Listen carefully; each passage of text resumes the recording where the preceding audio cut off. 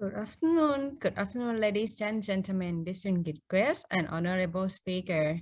Welcome to our 13th session of THAC International Area Webinar Series 2021, organized actually by the Singapore Chamber of Maritime Arbitration and the Thailand Arbitration Center. We appreciate your attendance in the middle of your busy schedule to attend our event today. This session is titled Pandemic Disruption to International Trade and Shipping. What are your rights and liabilities? Upon this occasion, I'm glad to invite Dr. Pasit Asawawatanaporn, Managing Director of THAC, to deliver a welcome speech. Mr. Pasit Asawawatanaporn, please. Thank you so much. A really good afternoon to everyone here in Bangkok, and good morning, good afternoon, and good evening to those joining us from elsewhere around the world. On behalf of the Thailand Arbitration Center, or THAC, I would like to welcome all of you to our mid-program of THAC International Area Webinar Series. On this occasion, THAC is honored to have co-organized with the Singapore Chamber Maritime Arbitration, or SCMA, under the topic of pandemic disruptions to international trade and shipping. What are your rights and liabilities? And I am extremely heartened to see that so many of you have joined us for this event. My sincere thanks to all of you for taking the time to join us today. For someone who might not know, THAC International ADR Webinar Series is a flagship event in the arbitration industry in Thailand. The title of this year's series is Managing Disputes in an Uncertain World, Challenges and Opportunity.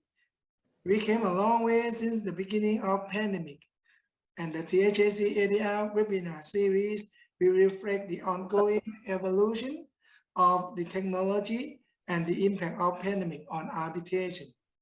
Accordingly, we work closely with the most prominent arbitral institutions to find new subjects for discussion and gather esteemed speakers in the field of alternative dispute resolution. Shifting now to today's event, due to it has already been a year since the coronavirus outbreak was officially declared a pandemic by the World Health Organization. The international trade and shipping have not been spared, and many disputes have resulted in the shipping industry, following from serious delays to cancellation of voyages. The arbitration cases involving the maritime industry have continued to rise.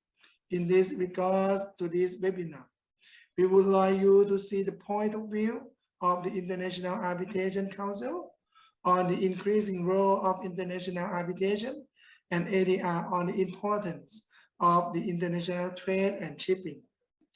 As mentioned above about the collaborating with other institutions, today we have an opportunity to organize with Singapore Chamber Maritime Arbitration, SCMA. SCMA provides dispute resolution services in the shipping and maritime context, including is a specialist arbitration institution for the resolution of maritime and international trade disputes. Therefore, we would be grateful and pleased to have a SCMA on board with us in this related to a particular topic like this. THAC also sees through the next future collaborating with SCMA to improve the ADR field on the merchant marine business. And I sincerely hope THAC will be able to bring you more events such as this on arbitration in the future. Lastly, I would like to thank all the panelists who complete this webinar perfectly, and including the co-organizer that made this webinar possible. I am confident today's event will have provided you with invaluable insights on maritime disputes, more or less from our renowned experts in international arbitration. We're looking forward to welcome you physically to Thailand next year, and I am truly hoping that it will be an outstanding experience. Thank you for joining us to see in the THAC International ADR webinar series, What the Future Holds. Thank you so much. Thank you, Dr. Pasit, for your remarks. And now I would like to invite you, Justice Charles Hickton, Chairman of SCMA, to deliver a welcome speech. Justice Charles Hickton, the floor is yours. Thank you, Dr. Pasit Assawanathan Apo, Managing Director, THAC, distinguished panelists, distinguished guests, ladies and gentlemen. A very good afternoon and a warm welcome to everyone to this webinar. SCMA is very pleased to be jointly organizing this webinar with THAC on this very important topic, a subject which we believe is of direct interest to maritime and trade users in this part of the world. We hope that through this webinar, there will be better understanding on the part of the users as to the problems which the current pandemic has brought about. We view this webinar as the beginning of more cooperation and collaboration between our two institutions. We look forward to engaging more deeply with each other.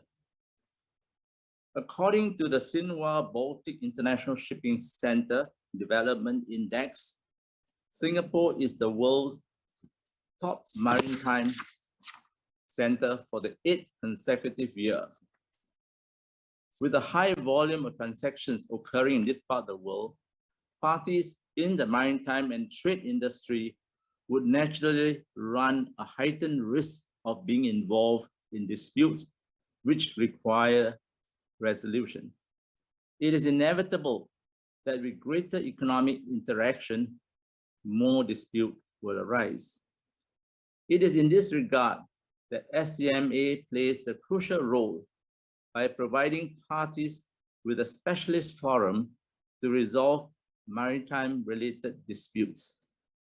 SCMA's self-administered arbitration model provides parties with flexibility over the arbitration process. If and when required, parties could also turn to the SCMA's dedicated secretariat for assistance. Looking at the statistics, we note that maritime trading parties do see the relevance of SCMA. Last year, despite it being a COVID-19 challenging year, SCMA saw a 5% increase in the cases handled over the previous year. SCMA hopes that this growth momentum will continue and help achieve our vision of being the leading arbitration center in Asia for maritime-related disputes. It goes without saying that the current COVID-19 pandemic has extensively disrupted the economic activities of almost every country, including activities relating to international trade and shipping. Because of the unique nature and huge extent of the disruption caused thereby, challenging issues have arisen which require special and out of the normal mold solution. Therefore, SCMA has been engaging stakeholders in discussions on various problems which COVID-19 has brought about. On 21st April this year, we organized a webinar entitled, quote, Arbitration Role in Dispute Resolution and the New Normal, Enhancing SCMA's Relevance, unquote, as part of Singapore Maritime Week. Our panelists, which comprise dispute resolution and maritime professionals, had shared with us the numerous challenges which the pandemic has brought about.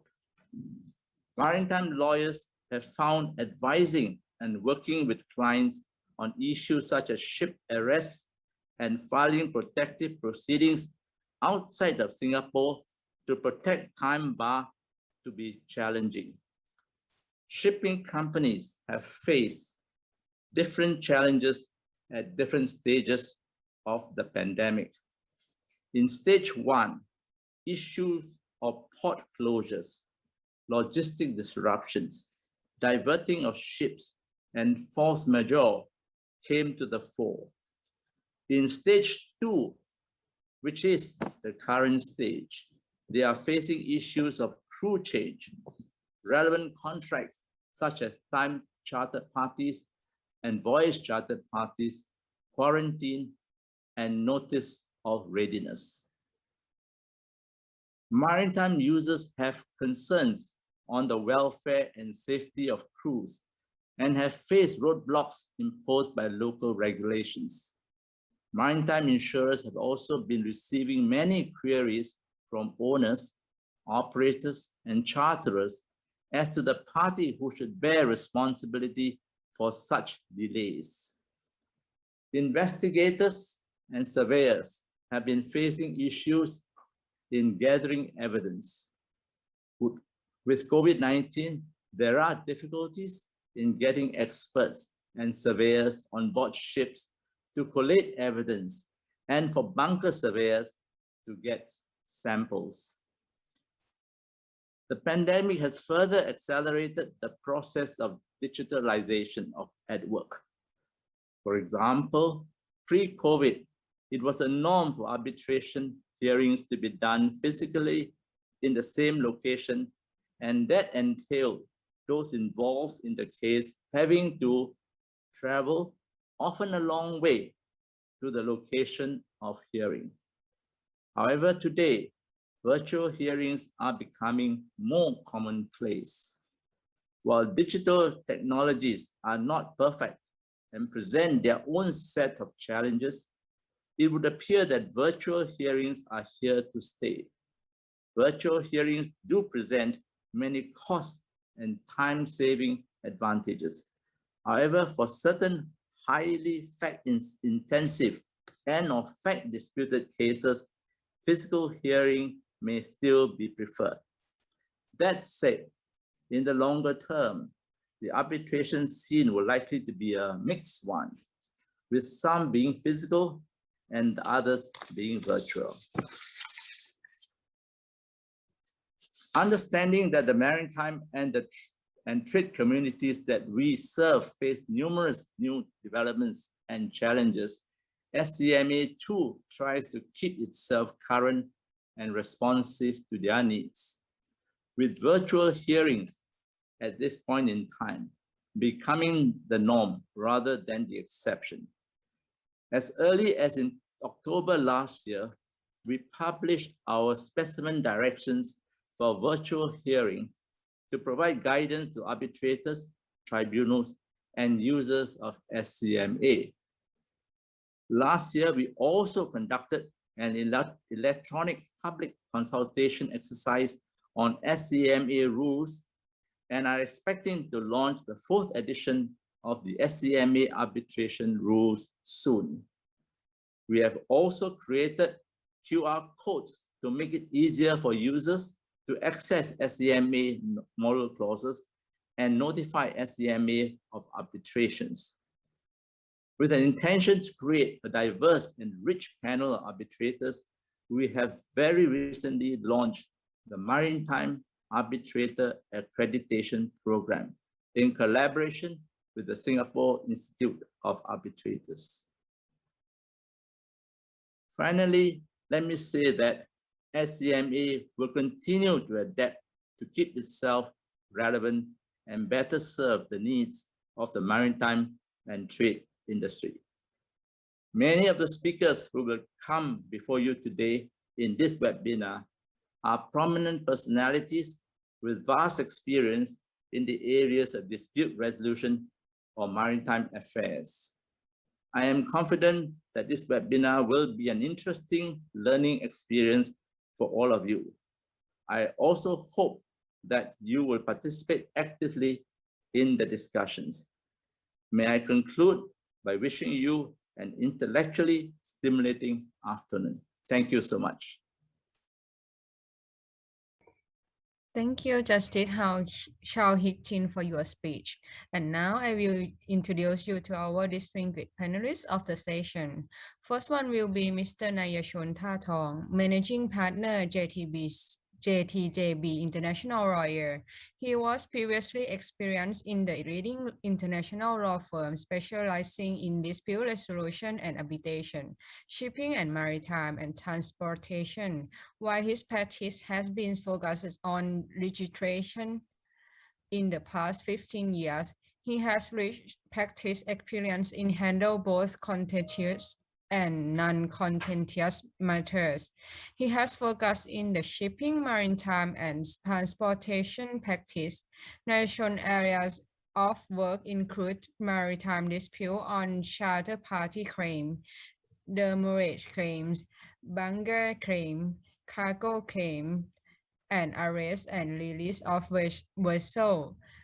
Nation has also been involved in the shipping project transactional work such as registration of vessel, flags and off ships, logistic and freight forward contract and international trade transaction. The second is Professor Charles Despatista. Charles Despatista is the head of 13 Stone and practice as a barrister and an arbitrator in the areas of shipping law and international trade, qualified both in the common law and in the civilian jurisdiction. Shaw has particularly strong experience in cross-border transactions. Recent comments about him in the directory include an authority when it comes to charter party and bill of lading issue. And he is very bright and knows the law absolutely backwards. Charles is the main author of Despatita on bills of lading in commodities trade, 2021.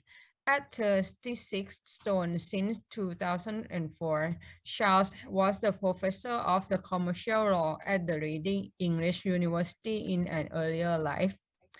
Next one is Miss Sarah Boyce. She is a vice president of Olam International Limited, a food and agriculture business which supply food, feed, and fiber to customers worldwide. Sarah has spent her career in-house working in logistics with companies such as FedEx, Gate, Gourmet, and AET, as well as for government organizations including the New Zealand and Marshall Island flag state and the UK Civil Service. And the last but not least, Dato Jude P. Benny, PBM arbitrator and mediator at JPB Arbitration Chambers. Dato Benny was a founding party of Joseph Tan Jude Benny LLP and has extensive experience as an advocate.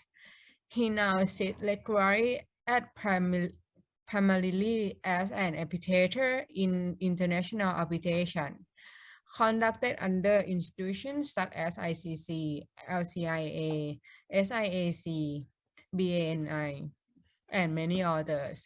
He also has significant commercial exposure, having served as a director of the Maritime and Port Authority of Singapore, MPA, the Singapore Maritime Foundation, SMF, and on the board of the international list shipping companies like BWLPG. Most notably, Dr. Benny lead the working group that exhibit SCMA while serving as a director of SMF. The session will be moderated by Professor Dr. Colin Ong, Chairman of THAC International Advisory Board, Queen Counsels, and Charter Arbitrator at 36 Stone and Eldon Law LLP Singapore. Professor Colin Ong is the first Asian practitioner to be appointed in English Queen Counsels. He is ranked as a top 30 global arbitration practitioner by Expert Guide, based off the base invitation from 2017 to 2021. He's ranked by Who's Who Legal as a thought leader in arbitration, construction, and litigation from 2019 until 2021. He has sat as arbitrator and acts as lead counsel in over 370 arbitrations. He is professor of civil law and first English silk appointed to China's Supreme People Court International Commercial Expert Committee.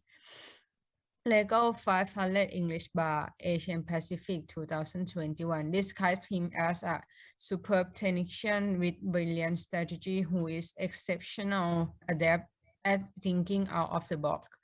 Before I leave the floor to Dr. Ong and our panelists, I would like to inform you that if you have any question or need clarification during the session, please write using the Q&A button on Zoom.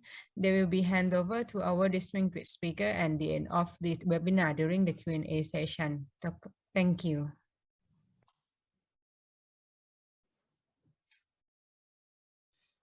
Thank you for the kind introductions, Khun Tunpicha.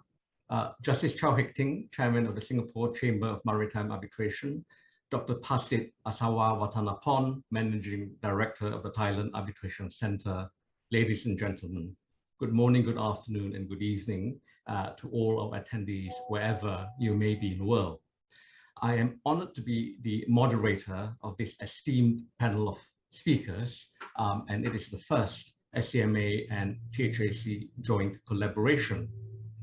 Today, we shall hear our speakers discuss a number of important subject areas relating to international trade and maritime law and pertaining to impacts caused by the ongoing scourge of the COVID pandemic. COVID travel restrictions and lockdowns imposed by governments across the world to control the spread of the pandemic have seriously disrupted the shipping industry. It has forced the maritime industry to deal with disputes in contracts, and this cascades into a multitude of disputes at different levels. It has caused serious interruptions as well as losses and unprecedented losses in the industry. Let me explain the format for this webinar. We shall have a main presentation given by each speaker on a topic, and then there'll be follow-up commentaries from another speaker.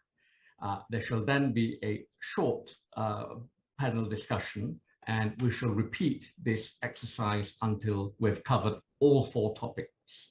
I shall then open up the session to dealing with questions from the attendees, and as such, please write down your questions in the Q&A Zoom box.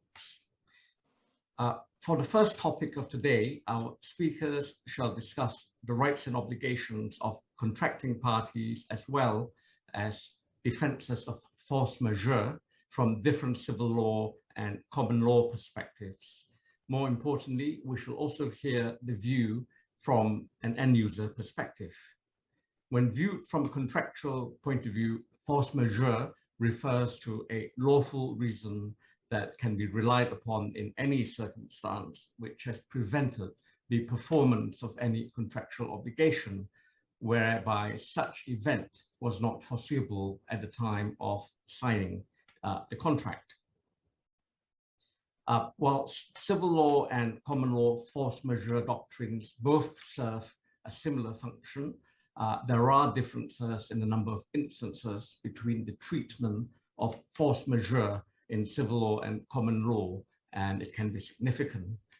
Of course, in common law, the doctrine of force majeure is a creature of contract, and it is not codified. Conversely, in civil law jurisdictions, these terminology of force majeure is codified. Our first speaker to deal with the topic of force majeure as well as pandemic disruptions to international trade and shipping is Sarah Boyce. She shall present the issues from an end user's perspective and also from the common law perspective. Khun Ayachun Taitong shall then present a short commentary of the same issues from the Thai civil law perspective. And after that, we'll have a little discussion between our panelists. Without much further ado, Sarah, I invite you to take the mic. Thank you, Sarah.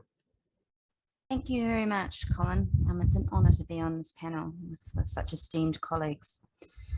Although COVID began in late December 2019 with a number of cases in Wuhan, as we know, it wasn't long before it spread globally and began tightening its grip on the world. And as the other presenters have noted already, this meant the imposition of measures to keep citizens safe. It also led to the imposition of nationwide lockdowns and other measures as nations grappled on how to deal with COVID. Some of the measures we've seen have included port closures, bans of vessels into certain countries, disputes between owners and charterers, between buyer and purchaser, disputes in laytime settlement, and difficulties in crewing and deployment. They've also led to discussions on clauses and contracts and their meaning at the drafting and negotiating stage, as well as to discussions during the contract and after its conclusion, as parties try to protect their position up front or try to defend their position and or limit their losses during or at the conclusion of a contract. Many companies have faced solvency and bankruptcy issues, which has led to the increased need for due diligence on your counterparty. It's also meant that you've had to be prepared to be more flexible and deal with alternative arrangements in terms of payment. What has been a common theme for anyone working in international trade and shipping during this COVID period has been, as Colin noted, the increased importance of force majeure contracts and contracts governed by common law, as well as the doctrine of frustration of contract and the allied doctrines such as impossibility or the US impracticability. As Colin's already noted, under common law, force majeure is a specific contractual right, excusing one or both parties from performing the contract. As opposed to civil law, if there is no force majeure clause in the contract, there can be no force majeure event. In order to be able to claim force majeure, a party must show that the force majeure event falls within the definition in the contract, prevents or delays performance, and is outside of that party's control. It's important to be clear, performance can't just simply be hindered. It can't be made more difficult or made more complicated or not made more time consuming. It has to prevent or delay performance. The other important thing to be aware of is whether your contractual clause allows both parties to assert force majeure, or is the clause one-sided, as we've seen in a number of different contracts. Clearly, from a practical perspective, a crucial issue has been and remains whether the issues the parties were experiencing was a force majeure event which could fall with the definition set out in their contracts, and what the requirements were in terms of asserting FM. What notice was required, when was notice to be delivered, and how? Were periodics on updates on steps required to eliminate or changes relating to the circumstance of the force majeure event required? Another issue has been what were the consequences of asserting force majeure? Did the relevant clause in the contract provide for an extended period for compliance or an ability to terminate? In some contracts, force majeure clauses are top of mind at the outset. The clauses are heavily negotiated and both parties are aware of their importance. Trade bodies have also produced force majeure clauses for parties to use. For example, currently BIMCO is working on a force majeure clause. In some contracts, however, what we've seen is that force majeure has been viewed as boilerplate. Parties have been using the same force majeure clauses over a period of time, and the clauses that had language that didn't necessarily allow for the many scenarios that COVID presented. Even more sophisticated contracts, however, may not have considered the potential for a global pandemic and the impacts that this could lead on to the supply chain. Practically, we've seen a range of issues in terms of the application of force majeure and an increased scrutiny and argument over the application of clause wording in contracts in all subject areas. But some examples have been the declaration by a port of force majeure prohibiting any vessels from entering the port, labour shortages in various countries, impacting both the ability to load cargo, but also the ability to crew the vessel, and the ongoing impact of this on contracts downstream. We've seen increased negotiation on force majeure contracts and service contracts, Considerations have included who bears the cost of quarantine and testing where services are being delivered across different countries. We've seen issues in compliance with notice requirements for force majeure clause. For example, parties not providing the notice in time or not being able to provide the relevant certification that was required under the contract. We've also felt the sting of inadequate and one-way force majeure contracts. We've had issues raised by nebulous communications between the parties. We've had issues around whether notice have been delivered, whether the parties have waived or accepted any rights or accepted another party's breach. COVID has also resulted in more assertions that contracts have been frustrated. A contract will be frustrated if, without the fault of either party, the contract has become impossible to perform or incapable of being performed. And such performance makes it radically different from what was agreed under the contract. If a contract is frustrated, all money paid before the frustrating event is recoverable, and each party is relieved of its further obligation. However, meeting the requirements of frustration is a very high bar.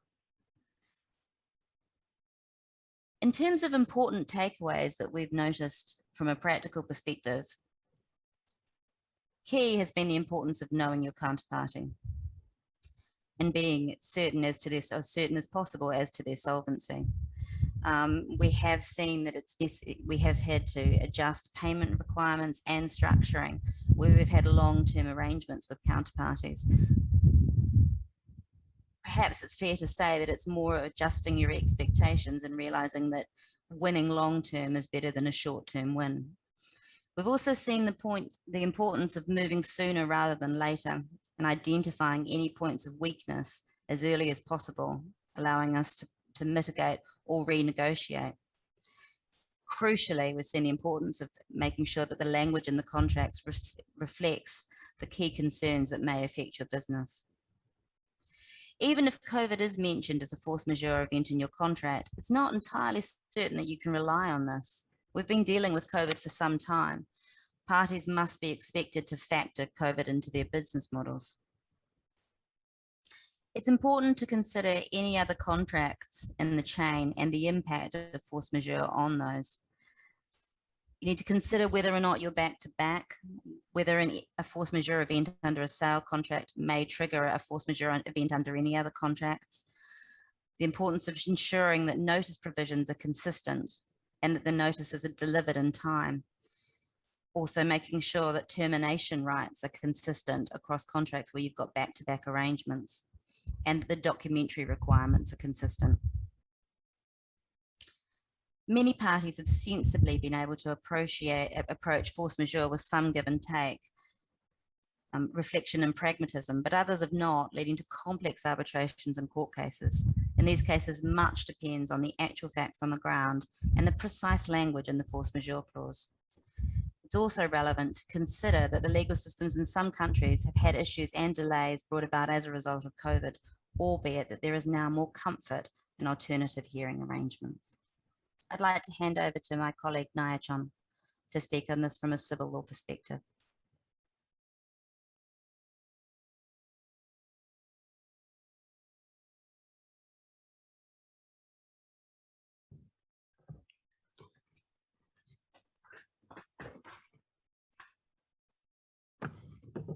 Okay, hi everyone. I will comment on the force majeure in the Thailand law and civil law perspective because of the definition and the interpretation under the civil law and common law might be different. On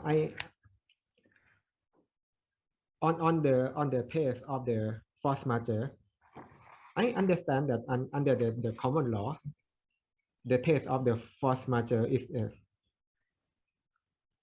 apart from the event beyond the control, unforeseen event and hinder and delay the performing of the contractual parties.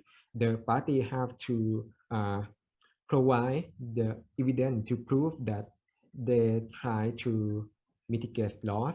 They try to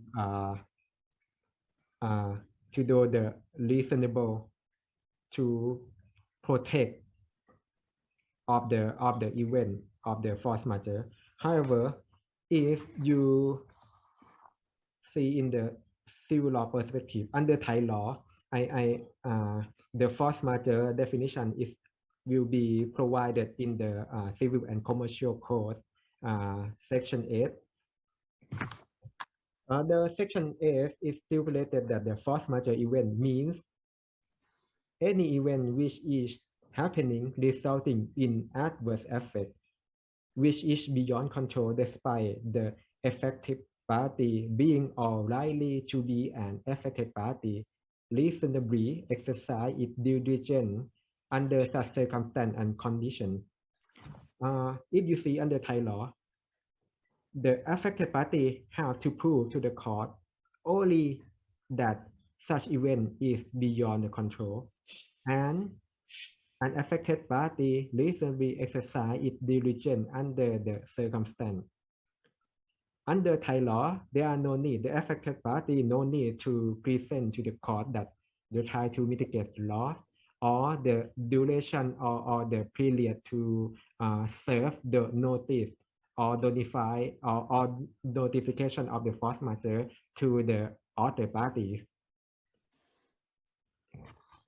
I think in my view, for now, it seems like that the test under the common law on the force majeure event is higher than the civil law.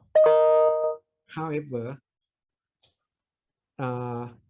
many cases in the Thai court might a bit different because of whenever the test of the to prove the force majeure is lower than common law, but in the Thai court they are very to the judge to consider and provide the discretion to the case, which they will consider case by case basis on the evidence and the circumstance of the event also. Okay, I will pass back to Colin.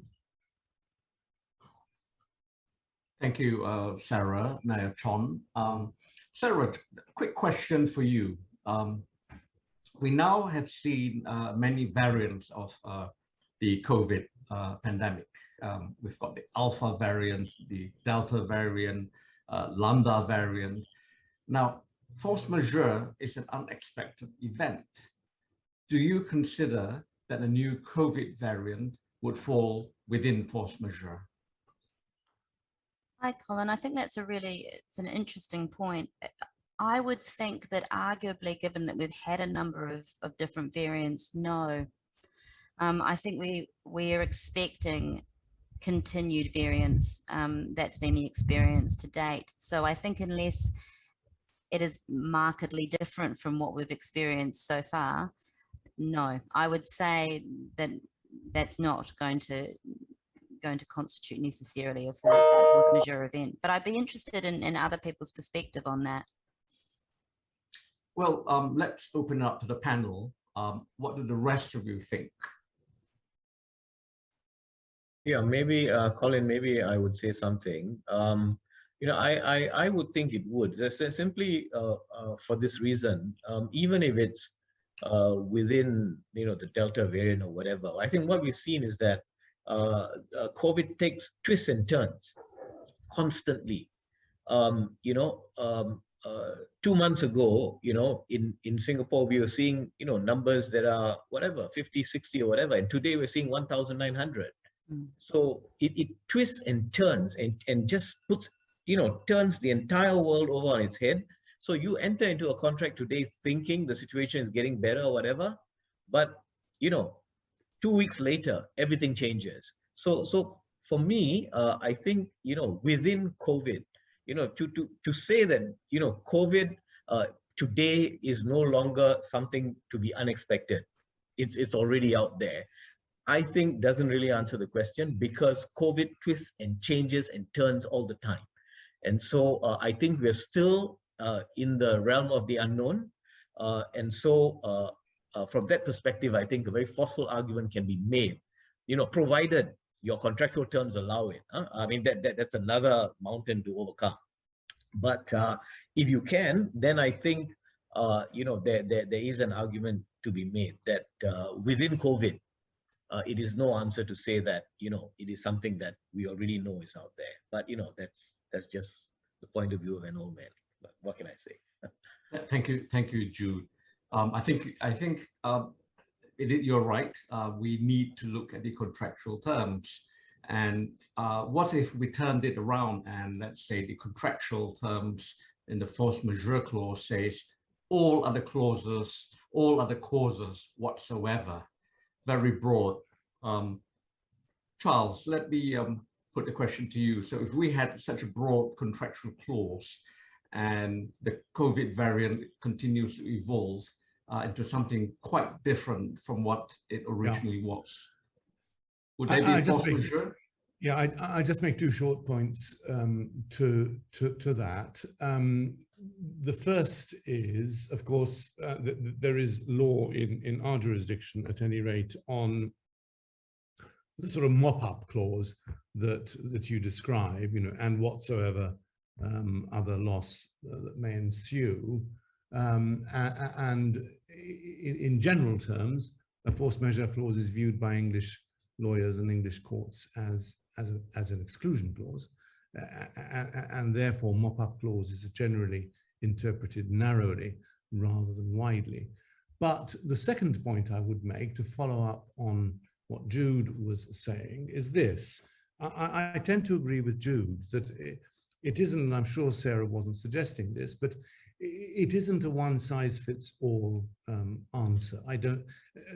Clients always hate it when a lawyer's answer is, it depends, but I think it does depend here.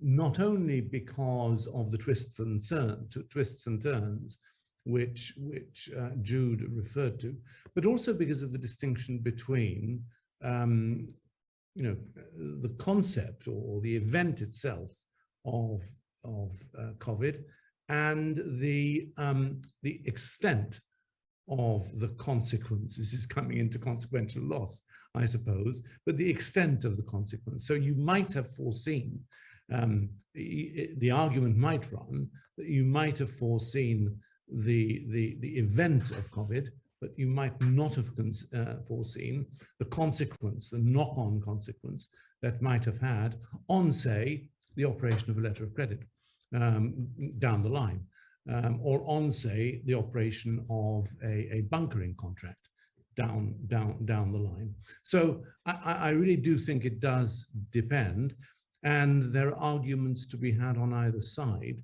when it comes to nailing down the precise effect of a force majeure clause in particular circumstances. Thank you, Charles. Nayachorn, in many civil law jurisdictions, the doctrine of force majeure is statutorily defined, and it can even excuse obligations even if the contractual language says that the obligation is absolute. How do the Thai court judges deal with this situation? In the Thai court perspective, as from my experience, the Thai court will consider from the evidence case by case to which is met on condition of the law or not, and the court and the Thai court will focus on the event which is the beyond the control or not, which might be different from the judge comment that if in case of expected or unexpected. For example, if COVID, for now, the situation may be, you might see that now is not unexpected event because of everyone know and maybe can plan in the future. But in the term of the Thai court, it depends on if the party can prove that whenever they can expect it or unexpected, if the event is beyond the control and the affected party try to provide the reasonable or best effort to due diligence to perform the agreement, the court will say that this situation is the force majeure under Thai law. Thank you, Nayachon, for your views. We'll quickly move to the next topic now. And earlier in March this year, Singapore became the second country to adopt the UNCITRAL model law on electronic transferable records. And the effect was made to this model law by amending the Electronic Transactions Act. So this move now provides electronic trade documents such as promissory notes and electronic bills of lading with the same legal standing as their paper-based counterparts. So I think the appropriate speaker that will deal with this is Dr. Jude Benny, and he shall explain, give us some insight into how the Electronic Transactions Amendment Act 2021 came to be, and what was the philosophy behind the amendment, and how would this help in the COVID era. Jude, may I invite you to take up the mic, please? Thank you. Thank you, Colin. Yeah, all right. I'll speak briefly on this subject, mainly because I think while the development in Singapore is a fairly new one, it was in February 2020 that the Singapore government essentially passed the Amendment Act to the Electronic Transactions Act in order to, because prior to the amendment, bills of lading were specifically excluded from the Electronic Transactions Act, but with this amendment, it also amended the Bill of Lading Act, and so basically brought bills of lading within the ambit of the ETA. So, but Singapore, as you mentioned, Colin, was the second country to actually do this, and the first actually is Bahrain. Now, what is the thinking here? The thinking, if I want to be cynical, I can say, Singapore always wants to be the first doing a lot of things, right? So yet again, we want to be seen as taking the lead in this area. But is it a lead that we necessarily needed to make? I don't particularly think so, because the subject of electronic bills of lading has been around for the longest time. And it sort of stuttered along, had very great difficulty in trying to convince the world that it's the way to go.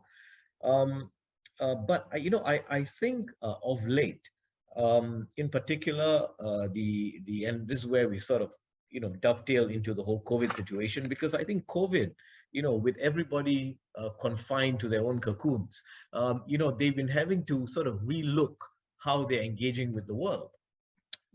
Sort of the amount of online banking that I do today compared to what I did 2 years ago or 18 months ago is like ridiculous.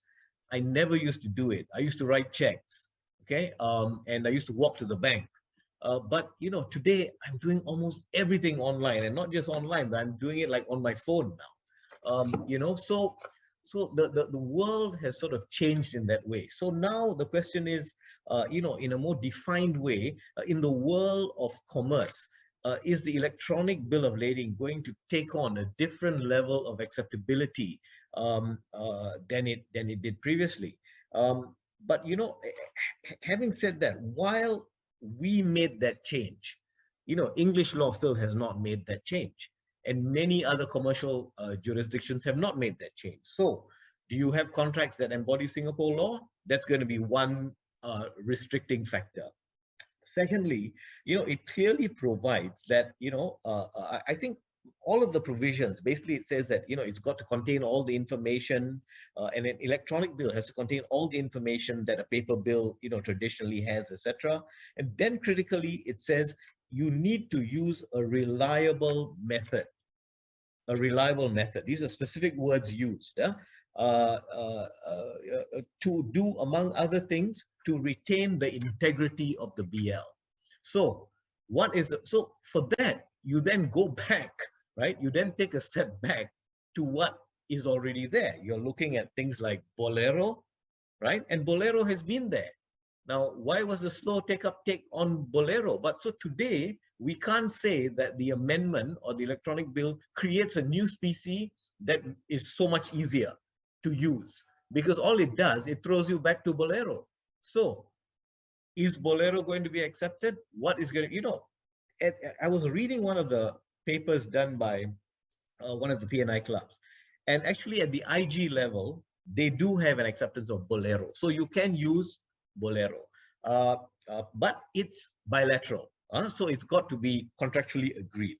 But you know, the IG clubs actually did an estimation and said, you know, if just half of the world tonnage, tonnage movement on containers moved to electronic bills of lading, you'd see a 4 billion saving in terms of expenditure that is being used today for the paper bill. Now, is that correct? I'm not sure, but it's an interesting point. But you know, the saving globally is not what affects a businessman. What he wants to know is whether I have a safe method, I have a reliable method, and I have an easy to use method. And I think therein lies the lies the test. It's got to be user friendly. It's got to be easy to use. But here, as I said, the Act throws you back to a reliable, you know, it says a reliable method was a reliable method. So unless someone comes up with something that's possibly an improvement even on Bolero, something that is, you know, that is so easily understood, is safe, and you know, because concurrently with the explosion of the usage of electronic transactions is the explosion of cybercrime. Okay, there are people out there who are so sophisticated in terms of you know, hacking into systems, you know, finding ways always of trying to sort of get around. They're sitting in sort of, you know, countries all around the world with their lives dedicated basically to cybercrime. So so how long is it going to take before people feel sufficiently safe? You know, to be honest, although I say I do a lot of online banking, I do it like with the smaller numbers. I don't do it with 6 figures. All right. So am I going to trust an electronic bill of lading in a multi-million-dollar transaction? Okay, financing with the banks as well. So you know, it's a mindset change, and that has to go concurrently with a level of confidence that people can rely on. And honestly, in my view, we're a long way from there. We are a long way from there. So unless you're going to see some new technology. I mean, they're talking about blockchain now, but you know, I've never been a fan of blockchain because you know, you're basically burning fuel and thousands of trees in order to drive some of these the blockchain technology. So, but they say blockchain might be the answer to it. But you know, to me, you're sort of putting the cart before the horse, because there's got to be that level of confidence, and I feel we're some way from it.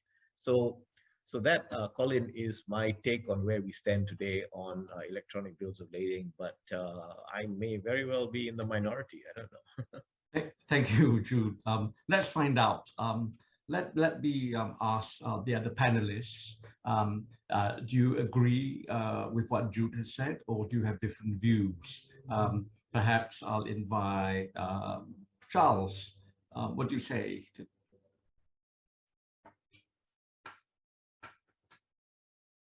Unmute. Thank you. I've unmuted. I'm not normally accused of muting myself, but thank you very much indeed for reminding me. Okay, Jude, can I join you in the minority if it is a minority? Just 2 or 3 points, because I was asked to comment on Jude's very valuable contribution. The first is, and this rather dates me, when I wrote the first edition of what is now known as Bills of Lading and Commodities Trade, the first edition of that work did not contain the word bills of lading in it, although it was about bills of lading.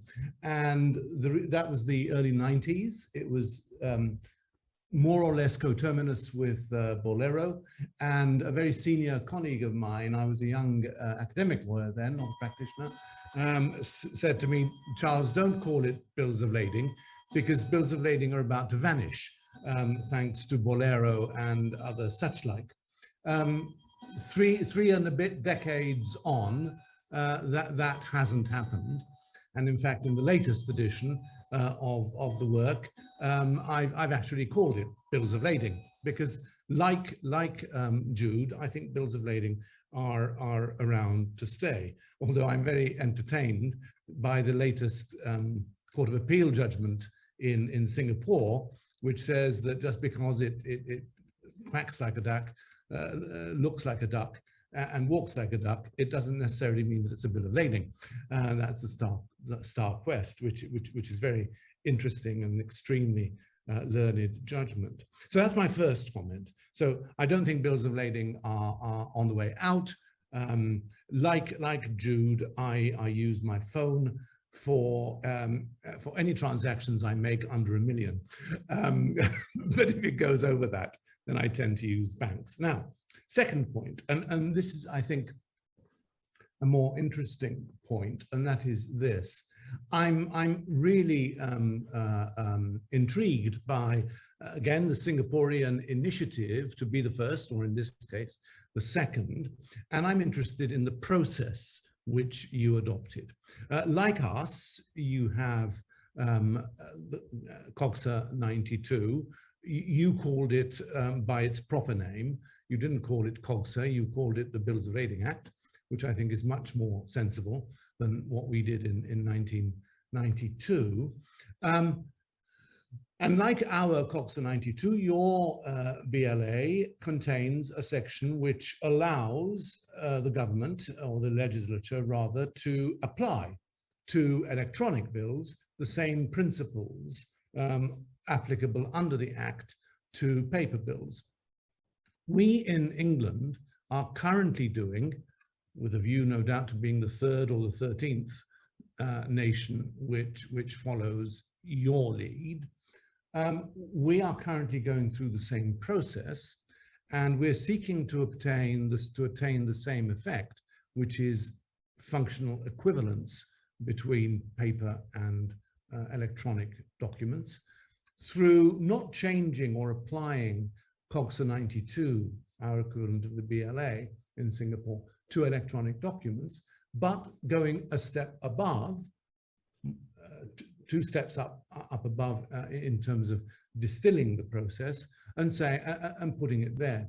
My question to you, Jude, if I may, is this. When Singapore decided to attain functional equivalence between electronic and paper bills, what was the thinking behind doing it in your General Electronic Documents Act, as opposed simply to applying the principles of the Bills of Lading Act, our COGSA 92, to electronic bills? The view I have taken in our consultations here in London is that there is a very simple way to do this. We have a section, I think it's 5.2, saying by signature of the Secretary of State, these principles can be applied to electronic bills. What was the thinking behind not adopting that, it seems to me, very simple expedient, and instead going 2 levels up from that? Thank you. Yeah, I think, Charles, the problem that we had is that we had the specific exclusion. In other words, they had, because the Act had already excluded the bills of lading. So they needed to sort of deal with that. That's why they sort of, by amendment, they call it the Amendment Act. Yes. So say that now we're going to include bills of lading, into the greater structure, electronic structure. And then they also had to amend the Bill of Lading Act, which they did. Yeah. So, yeah, so that there would be then a sort of a seamless application. But I think the philosophy is that Singapore wants to be a sort of a connected smart nation. So I think we will be sort of seeing this not just in sort of looking for all of these areas where possibly we can sort of be seen as either thought leaders or sort of moving very much with the times. So I think the philosophy was one, Singapore is a connected smart nation, therefore we need to do this. The philosophy is that I'm not sure we can call it a philosophy. It's that because the Bill of Lading had already been identified under the ETA, we had to sort of deal with that. So it came by way of amendment. So to me, is it philosophy or is it a necessity that had to be dealt with? It's sort of a bit of each. Thank you. Now, before I move on to the next topic, they always say that the proof of the pudding is in the eating. So I need to ask the end user what is the views coming from the industry. Sarah, could you share with us how you and your general counsel colleagues in other establishments view the use of electronic bills of lading? We've certainly seen some business units very keen to start using them. Absolutely. I think the thing to notice about OLAM is probably a bit like Singapore, and as it's a Singapore listed company, we also like to be viewed as thought leaders and starting and doing new and interesting things. So we have seen our grains team embrace the electronic bills of lading. Absolutely. Other business units haven't been so quick to do that. Some of the other traditional, perhaps more traditional business units haven't hopped aboard that bus as yet. Thus far, in the business units that I look after, there haven't been any issues that have been raised as a result of the operation of the electronic bills, although I'm certain we'll see that relatively shortly. So we're still in a honeymoon period, probably. Thus far, yeah, at least for what we've seen. I doubt that will remain the case. Sorry, can I just say something? Colin, I think the greatest attraction is that it is instantaneous, is that you will get the documents instantaneously, and possibly, hopefully, we'll do away with all of this release of cargo without bill of lading rubbish that we constantly see, and endless problems that arise from that. But yeah, just a quick comment there. Thank you. Thank you. I'll agree with that view, Jude. Right, let's move on to the next topic. So there are trading parties from different countries who deal in shipping and international trade are all very interconnected. But now we have a lot of unexpected complications arising because of the COVID era restrictions and lockdowns. And the issue of risks, legal risk, has gone up. And one of the legal issues that always gets parties and lawyers very excited over is the concept of consequential loss in the context of the recovery of damages for breach of contract. So there are different approaches taken by different legal systems as to how to deal with direct or normal losses that flow from the breach of a contract.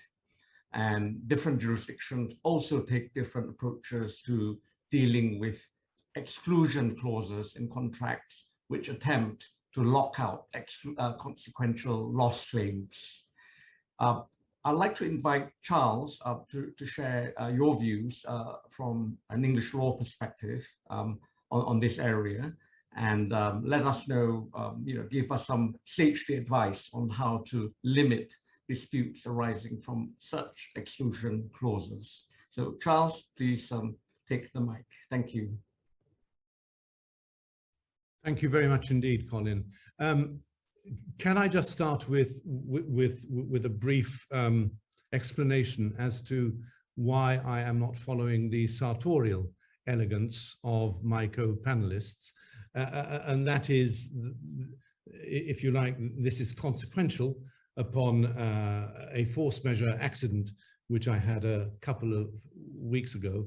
So I mean no disrespect either to the webinar or to the panelists or to the speakers, but putting a suit on, and particularly putting a tie on at the moment, is rather difficult. So with that to one side, Colin very kindly asked me to speak about what seemed to me to be a rather difficult area.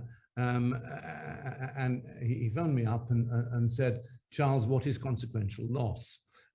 So I sat down carefully and thought, well, he's going to make me speak about this in public. It's a complex area, but it's a very important practical area. In most of the files, most of the bundles which come across my desk, whether as counsel or as arbitrator, there is, in most cases, in 8 cases out of 10, a tussle between the parties as to the recoverability of damages, and frequently you have this adjective consequential. The dynamic, of course, is quite different.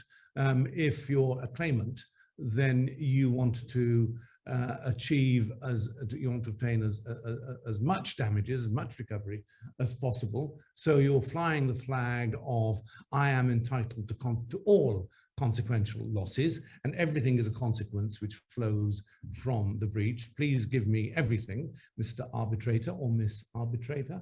So that's the dynamic. But then the dynamic suddenly changes, because if there is an exclusion clause in the contract, excluding liability for consequential loss, then the same counsel who half an hour ago was arguing for a very wide definition of consequential suddenly finds himself or herself arguing for an extraordinarily narrow definition of consequential in the exclusion clause. So you have a bit of a chameleon argument here. You have some shenanigans going on about how wide or how narrow is the adjective consequential by way of definition.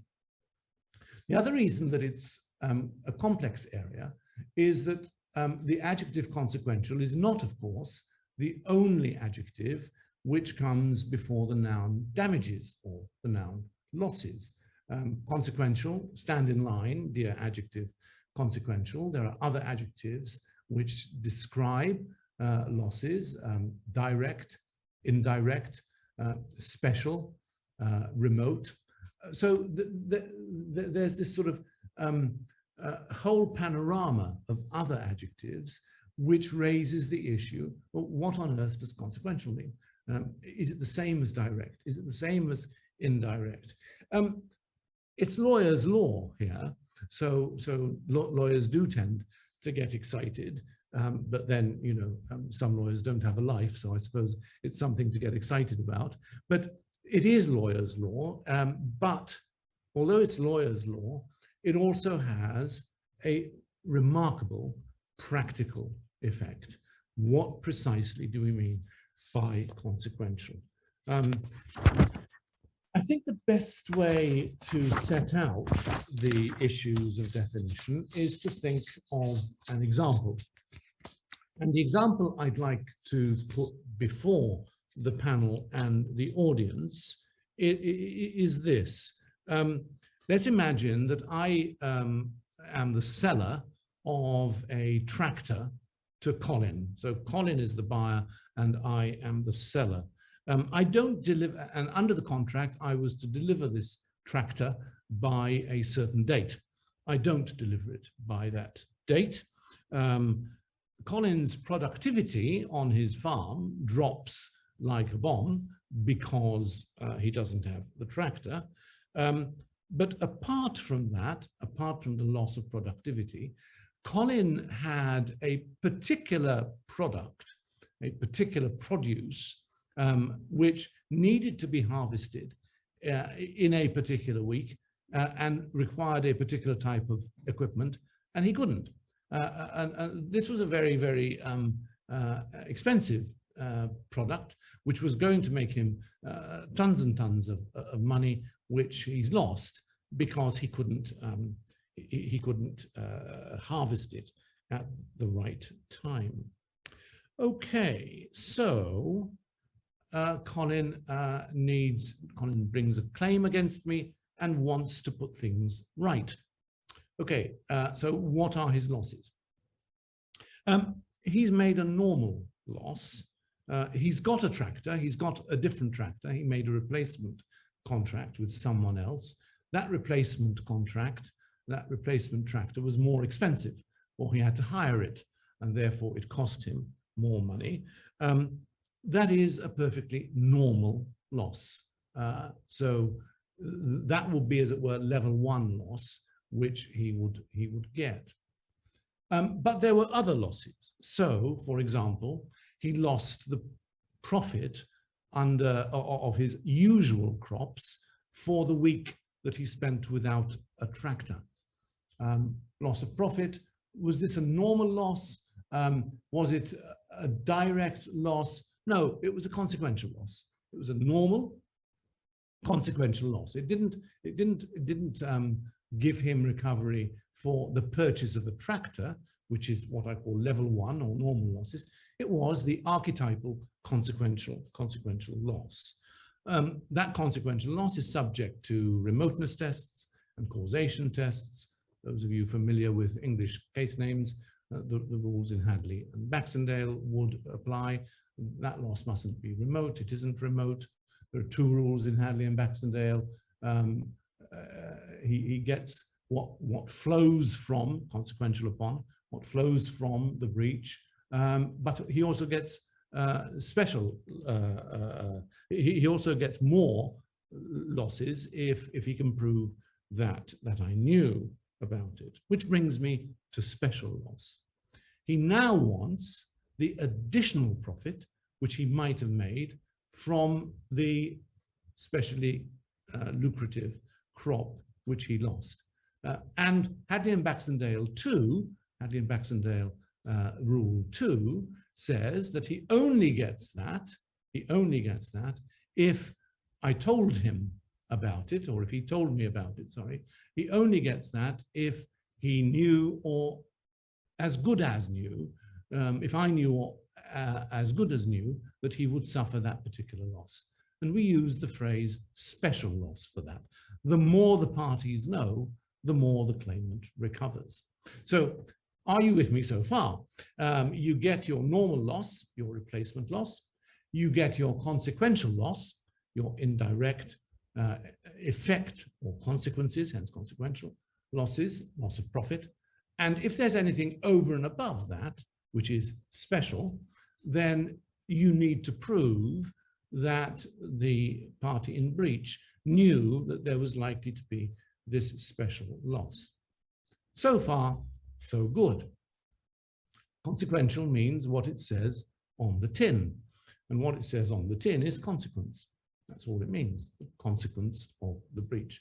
Not the direct normal loss, not the special loss, which you need to prove special knowledge of, but consequential loss, any loss which flows from the breach. So far, you might say, so what? Okay, so we've defined consequential loss to mean as a consequence. Splendid, fine, but in a sense, it's self-evident. It starts becoming complicated when you have exclusion clauses.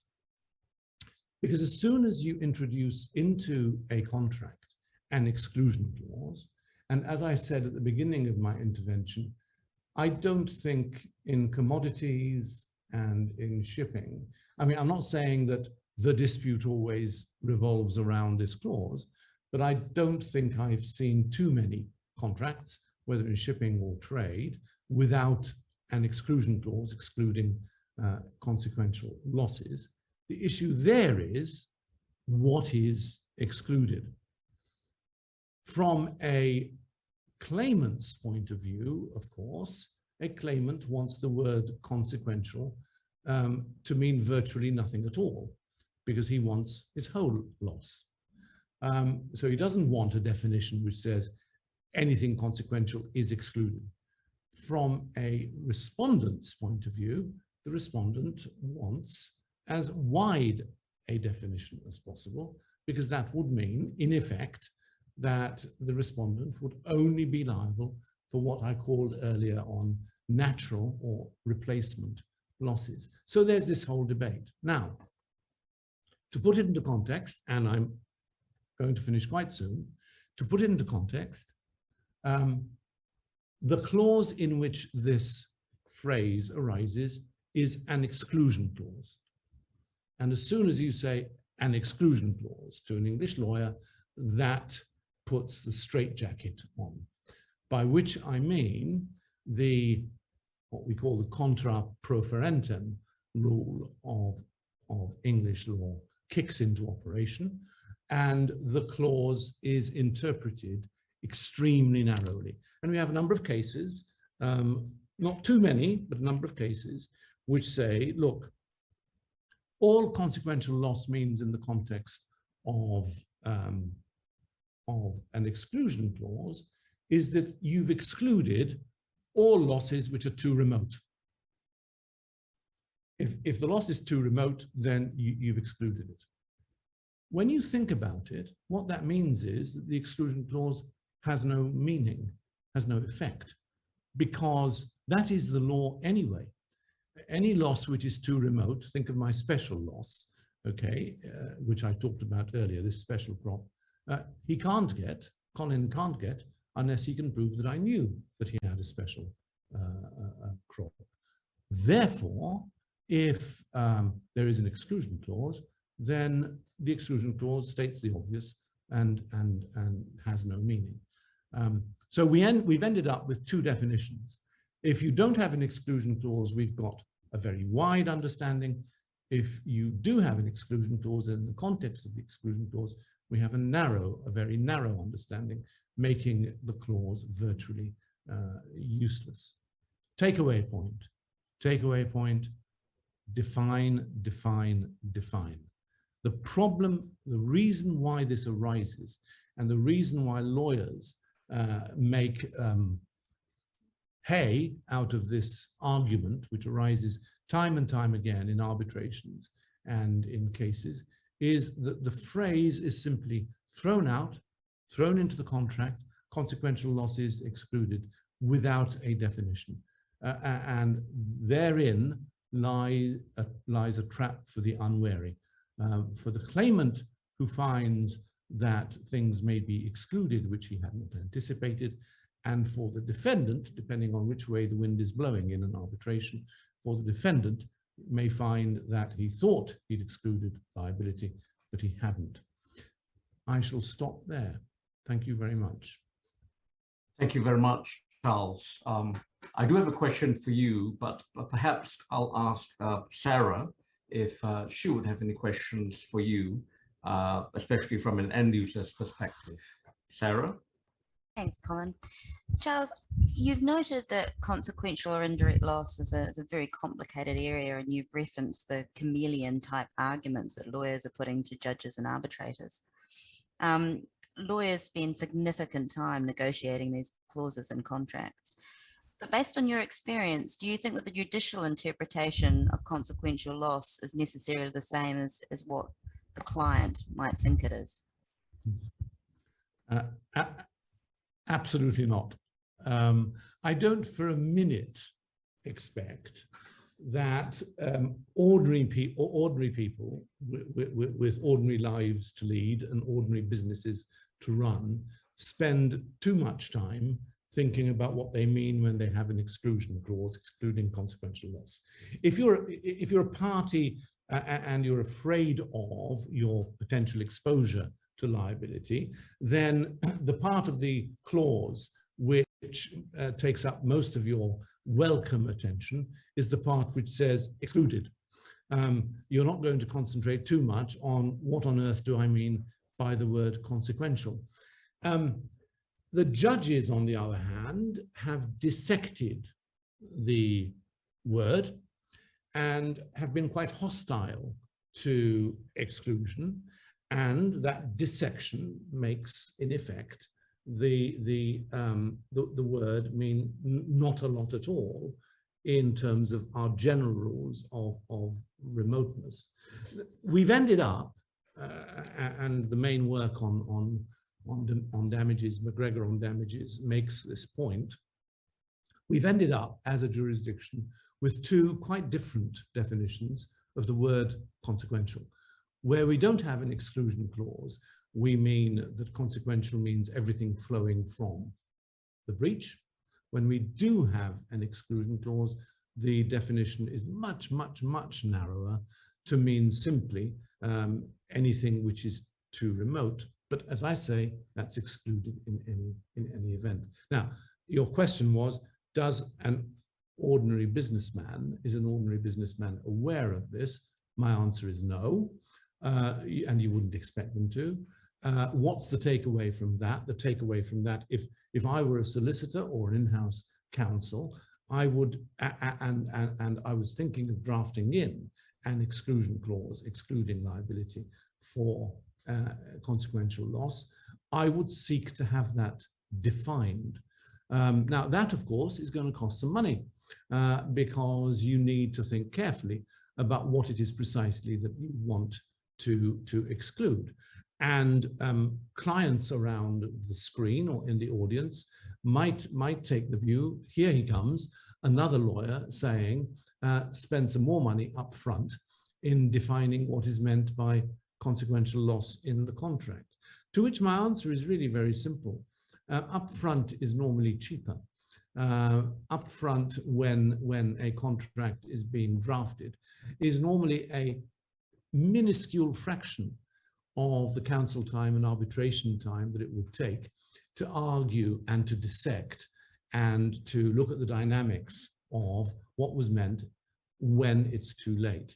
So the takeaway for me from this is define, define, define, because that is important not only in terms of you avoid the issue of definition if and when there is a dispute, but it also means that you have a maximum exposure figure, which is very useful for two other aspects of the transaction. A, settlement. So if you have a defined or identifiable quantum of exposure, then that gives you a steer as to where your settlement target should lie. It also has an impact on insurance. In other words, if you have a clearly defined consequential loss exclusion, which gives you a steer, nothing is perfect in this world. No definition is going to be perfect and completely predictable, but it's a damn sight more predictable than simply saying consequential. If you have a clear steer as to what maximum exposure, then if you're in the market for insurance against that exposure, then you know, you have a better idea anyway, of what sort of exposure you want to insure against. So the takeaway is, think of it before, later may be too late and too expensive. Thank you. Charles, a quick follow-up to your takeaway. We can have an appetizer now. If one were drafting the definitions clause for consequential losses, which location would you prefer to have these definitions drafted in? Would you draft it in the exclusion clause itself, or would you draft it in the definitions clause? Right, okay. As some of you know, I've had two lives. My first life was an academic. My current life is as a practitioner. If I were a cat, I would have another 6 to go through, but I'm not a cat, sadly. In my earlier life, I would have given you one answer. In my current life, I'd give you another. In my earlier life as an academic, I would say, oh, be neat, be tidy, place all your definitions in one clause, in the definition clause, right up at the top of the contract or right down at the bottom of the contract, for the sake of sort of consistency and tidiness. As a practitioner, I would take an entirely different view. Why are you defining this term? You're defining it in the context of a particular exclusion clause. in which case, if you really want to be practical, pragmatic, and tight, as opposed possibly to academically tidy, locate your definition clause within the clause as a subsection, if you like, to the exclusion clause. So consequential loss exclusion clause 13.1. What do we mean by consequential loss for the purposes of 13.1, 13.2? I would locate it there in order to avoid any exegesis later, to avoid any definitional debate as to what the definition was meant to apply to. So I would say in the exclusion clause itself, Colin. Wise words. Thank you, Charles. Thank you. Let's move on to the final topic now, and we'll deal with the issue of freight forwarders. So freight forwarding is an integral part of supply chain and the global maritime industry. In simple layman's term, a freight forwarder is a multi-purpose agent who undertakes to handle movement of goods from point A to point B on behalf of the cargo owner. There is always a risk of damage and or loss to the cargo, but this risk has greatly increased where there has been unexpected disruptions caused by pandemic lockdowns, including port closures, bans of vessels coming into certain countries, and difficulties in crewing and crew deployment. So freight forwarders tend to be affected greatly when such disruptions take place because cargo owners, customers, regulatory authorities, ports, they tend to look to the freight forwarder to settle these problems. Nayachon will now tell us how the COVID pandemic has impacted onto freight forwarding contracts in Thailand, and he shall highlight in particular risks inherent to the freight forwarding contracts in Thailand, and explain the civil law perspective dealing with the carriage of goods by THAC and the Civil and Commercial Code. And Nayachon, without much further ado, the mic is now yours. Thank you. Thank you, Colin. As you know, as Colin mentioned, that the freight forwarder is the important party in the logistics, and due to the COVID, as the pandemic, it affected to the all logistic company and all the freight forwarder company in Thailand, and also I think it's also in all country around the world. It's like the black swan, and in the Thai perspective, I have occasion to talk with the some of the freight forwarder company in Thailand, as I have the speak to the Thai Freight Forwarder Association, and surprising that some of the freight forwarder company in Thailand, they are not know that what their position, like their legal position, which also affect to the obligation and liabilities under Thai law, and also it maybe in some cases of the, or some matter of the freight forwarding contract dispute is not related to the Thai law, but it's related to the English law, Singapore law, and the law many countries, because of the, if some of the party is not only the same country, but mostly in the logistic parties is different country. I will talk about the legal position under the Thai law first, because of for make it clear on the Thai position, that what the Thai law or what the Thai court see the freight forwarder company is due to the under the Thai law, there are no definition to imply to the freight forwarder or the freight forwarding. However, the Thai law, every contract or every transaction have the specific definition. We will imply or we will apply to the general contract, which means the party or the court will see the transaction or the obligation between the parties, and under Thai law, because of the freight forwarder is the middleman between the party, the shipper, and the carrier, and also the consignee, and the obligation or the scope of work of the freight forwarder is quite different because of some of the transaction on the freight forwarder or the freight forwarding contract. They provide the packaging, labels, warehouse, custom clearance, including the carriage to the good to the consignee on behalf of the carrier. Therefore, we have to focus on the scope of work.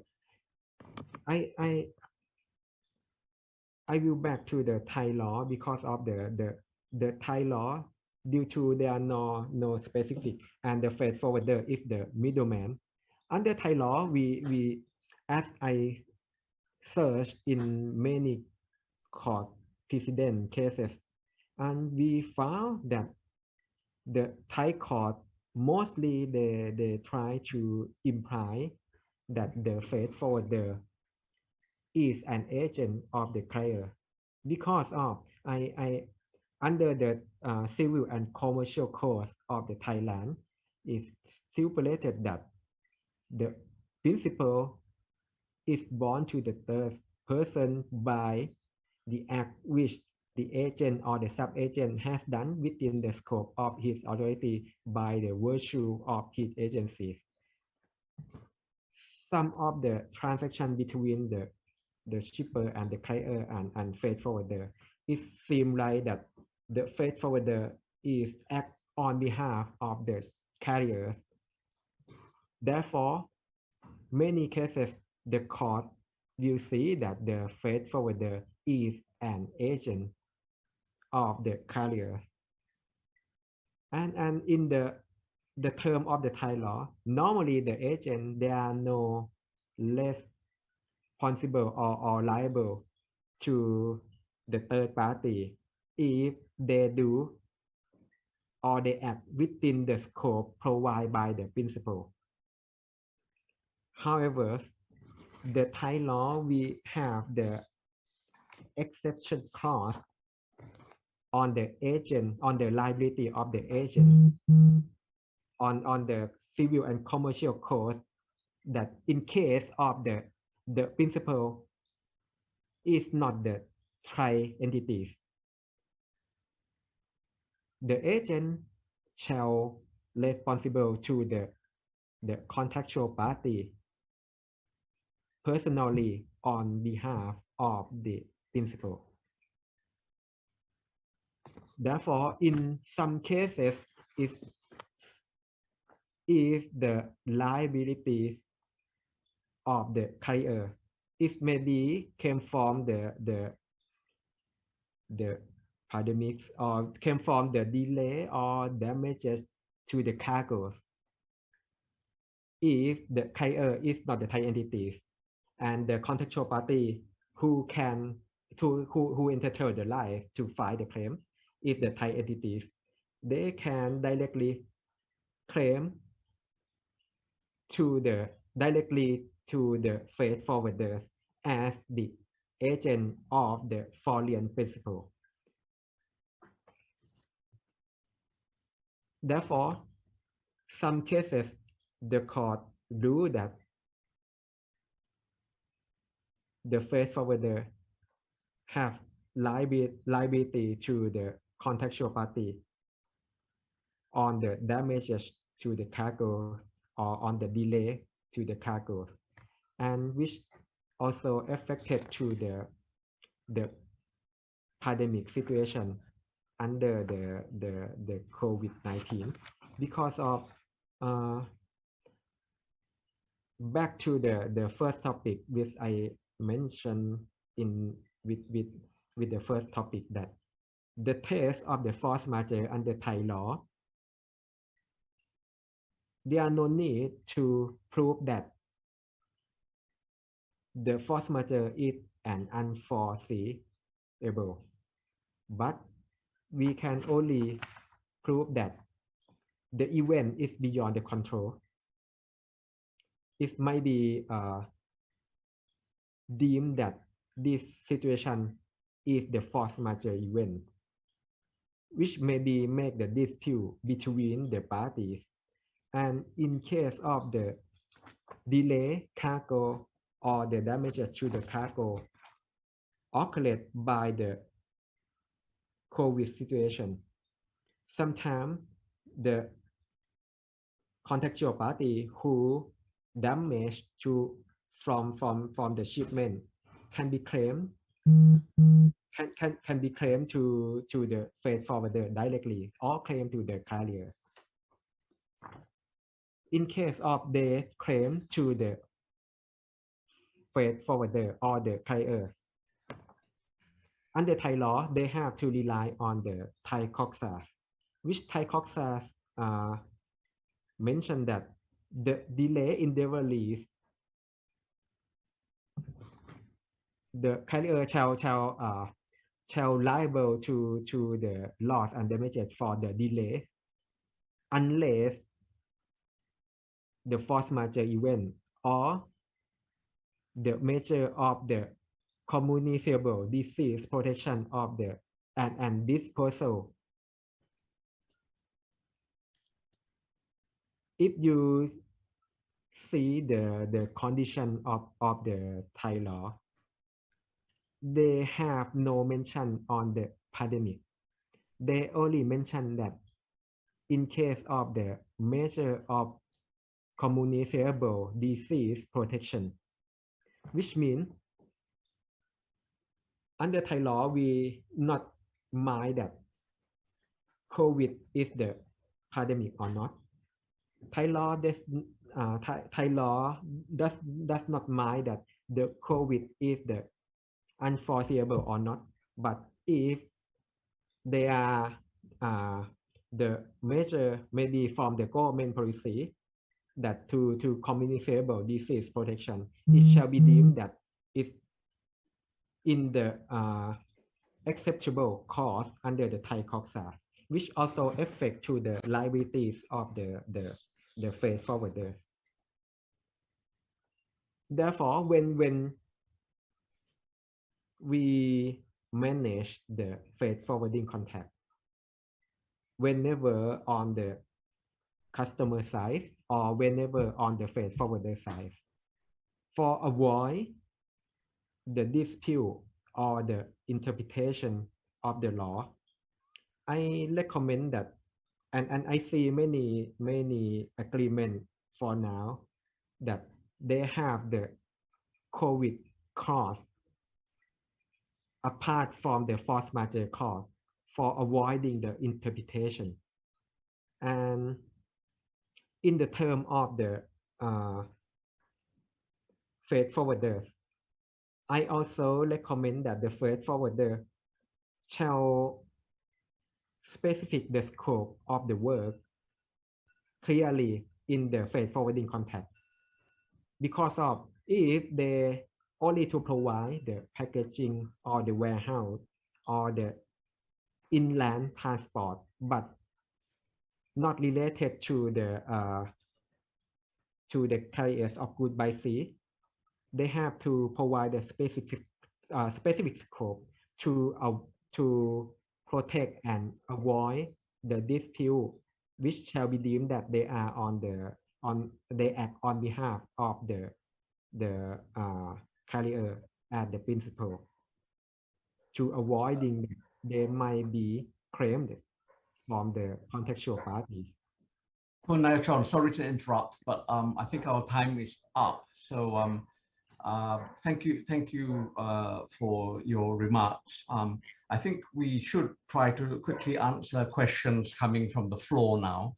And please stay on, Kun Chon. I think I'll put the first question to you. And the first question comes from Kun Nopramat. And I'll rephrase the question a bit. I think her question is, what would be the legal effect of the force majeure certificate issued in China by the China Council for the Promotion of International Trade? Would it be adopted as basic proof that the company has been involved? I think that the company has been declared negative COVID, being declared COVID-free. And how would this certificate be used if it were to be proceed to court in Thailand?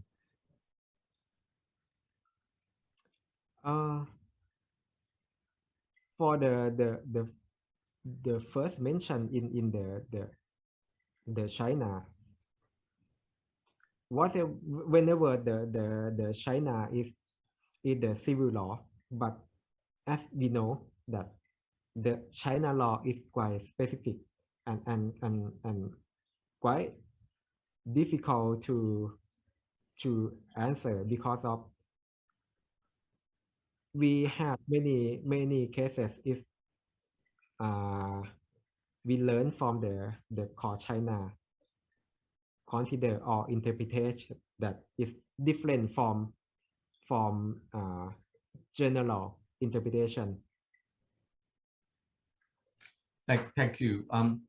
Perhaps I'll put the same question now to Jude from the Singapore perspective. How do you think the Singapore courts would deal with a certificate issued by the China Council for Promotion of International Trade, stating that the company does not have COVID-19? How would the Singapore courts deal with it? I think, Colin, it would not be conclusive evidence of anything. You know, if you want to try and rely on the document, of course, the best evidence rule requires, you know,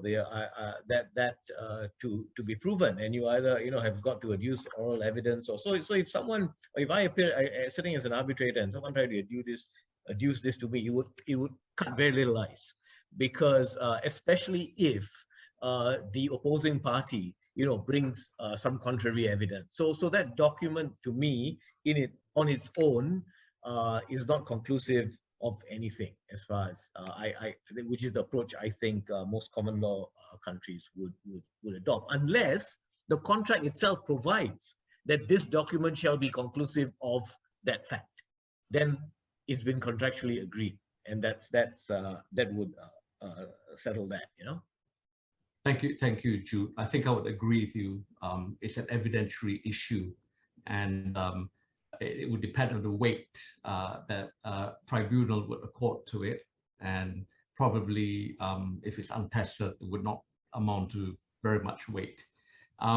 Next question is raised by Professor Steve Ngo from Singapore, and his question is as follows: the freight forwarder's contract with the consignee contains a force majeure clause which is invoked and cargo has been abandoned. However, the contract between the forwarder and the consignor does not contain a similar force majeure clause. What would be the risk of the freight forwarder in the event of any dispute arising from abandonment of cargo?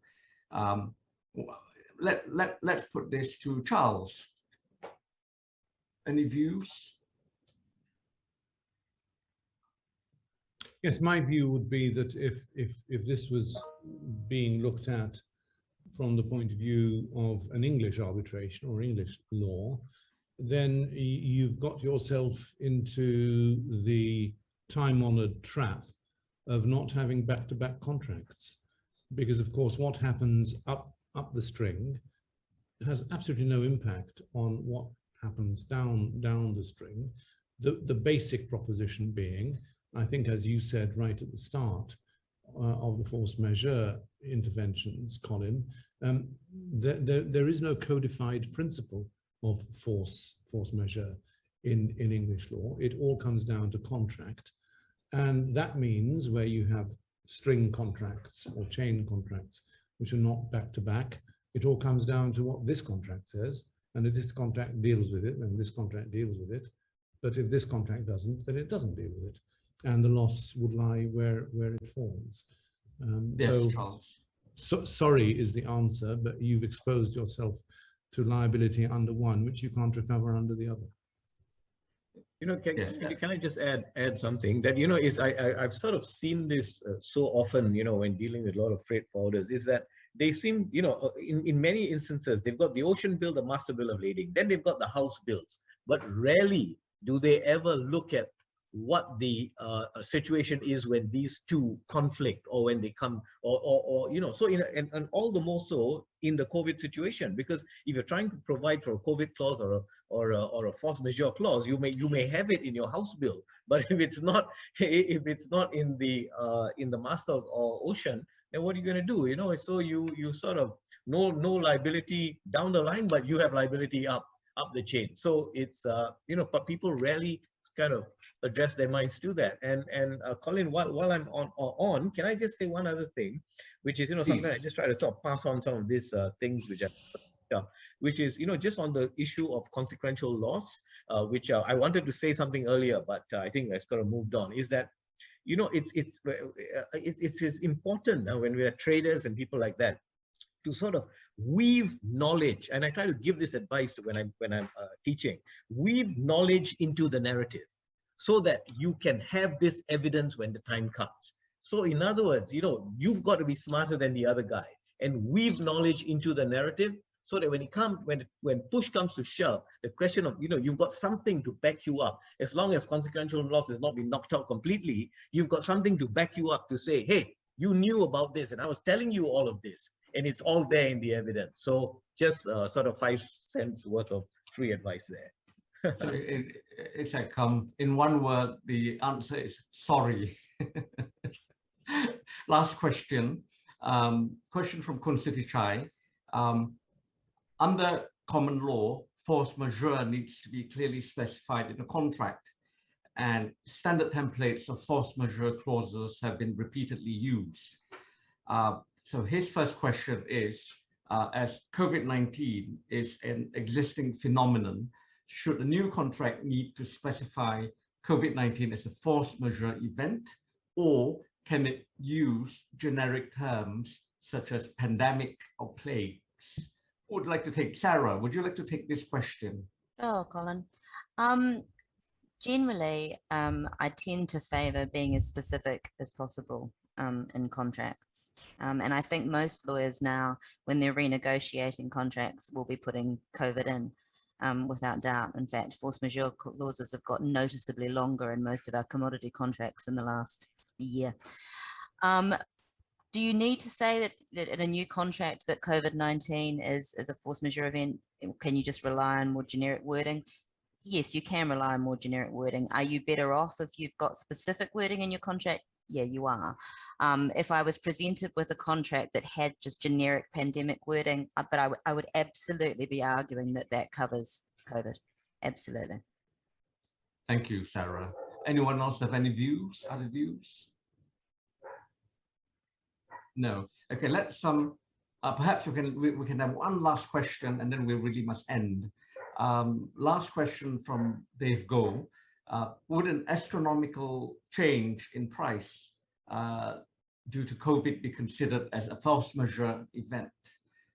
Or must this be specifically spelled out in force majeure clause? Would anyone like to take this?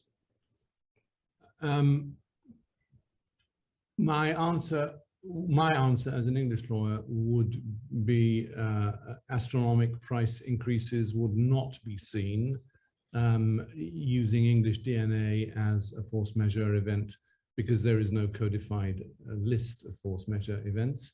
What you would need, and the ICC has such a clause, what you would need is a hardship clause, which allows for price adjustment in case of price variations, or you would need, if you weren't happy with incorporating a standard boilerplate clause from the ICC, or you would need a price escalation clause. And that, of course, it stops being a matter of is it force majeure or not. It starts being a matter of we've agreed that in this and this circumstance. I mean, it happens, all the time in the sale of crude, for example. You have price escalation clauses depending on what happens to the Platts index. You're not talking about something essentially different, but the takeaway from an English law perspective, and perhaps I dare say from a common law perspective, is contract, contract, contract, draft, draft, draft. Thank you. Thank you, Charles. I wholly agree with that view. Well, sadly, I have to draw this very interesting webinar to a close. It has been a real pleasure and honor to moderate all of you. And thank you very much as well to the participants for staying this long and for your questions. So thank you very much, everyone. Thank you, SCMA, THAC, for putting this event together. Thank you. Thank you, Dr. Ong, and our speaker for the invaluable insight and for answering the question. And now I would like to invite Mr. Punit Osa, Executive Director and Registrar, Singapore Chamber of Maritime Arbitration, full-time, to give our closing remarks. Mr. Punit, please. Thank you so much, Kuntun Pija. This was a very, very knowledgeable session for me as well. Having been in commercial shipping for many years, I actually believe that you continue to learn in new situations all the time. It's also a milestone for us to actually collaborate with THAC and build a structure which hopefully we will see more. Just a note here that the COVID has had its own challenges, but it's also thrown so many opportunities like this webinar would not have been possible in such a manner, because today technology has become so much easy to embrace for everybody. So thank you so very much for everything. I would like to thank Dr. Pasit Aswawatthapong. Thank you so much for your welcome remarks, and to our chairman, Justice Chow Hik Tin. Also, huge thanks to our own panelist, Dr. Colin Ong, for moderating the session in a brilliant fashion. Tato Jude, who has been involved with SCMA right from its inception. Sarah Boyce, who's very much a part of the promotion committee here with us in SCMA, Professor Charles de Bassista, who's also a panel arbitrator, and Kunnai Chon, who's with JTJB, very much closely linked with SCMA. So we have actually been very happy to draw on the ecosystem going forward. We'd also like to thank China Maritime Arbitration Commission to actually come on board as a supporting organization, which is really, really heartful to see. A huge thanks, of course, to Kuntun Picha and SCMA's teammate, Vinny Chu, for managing this behind the scenes work as well and getting everything going. I would just like to end by saying that knowledge is something which is now able to be stored and shared in a much broader fashion thanks to technology. We have now an SCMA YouTube channel since the last couple of years, and this particular webinar will also be recorded and stored in that YouTube channel. So please feel free to refer, share, and also use this knowledge, because it's not just in your heads, it's out there for people to actually use in day-to-day work. And that's really the proof of the pudding. Like Dr. Jude said, these are all about weaving knowledge into your own businesses. And that's really, really powerful as a tool. So I would just like to end by thanking everybody who participated in the webinar and stayed with us. Thank you so very much. Have a lovely evening. Thanks very much. Thank you. Thank you, Mr. Punit Osa, for your closing remarks. Moreover, I would like to thank the Singapore Chamber of Maritime Arbitration for organizing the session. It was a great pleasure having you for this session.